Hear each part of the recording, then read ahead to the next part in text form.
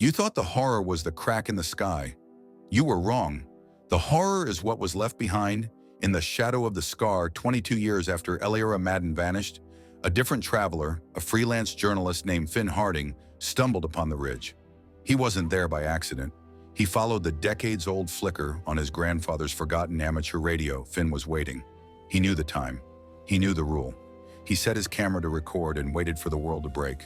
And when it happened, the stopping wind, the cracking sky, the synchronized steps, his camera captured every terrifying second of the bending hour. But the true horror begins the moment the crack snaps shut, exactly at 1:15 a.m. The people returned to their homes. The shadows snapped back to their owners. Everything was silent, but the humming signal Eliora described was louder on Finn's high-fidelity microphone. He turned his camera to record the scar, following the silent instructions of the ancient hum, and then the shadows moved again. But not independently this time. They moved together. Finn's footage captures what happens next.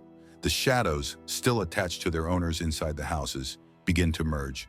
Two shadows from adjacent houses stretch and overlap on the wall. Then 3, 4. They are pulled like ink toward the center of the ridge by 1:16 a.m.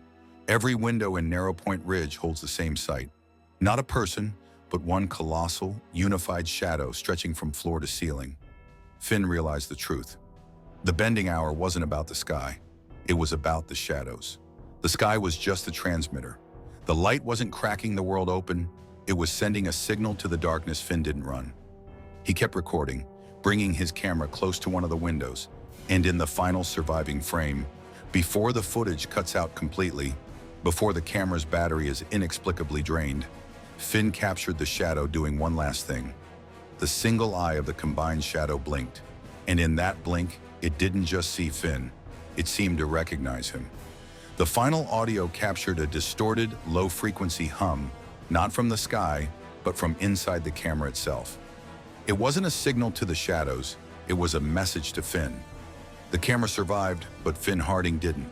He was never seen again. But the police found his final audio file.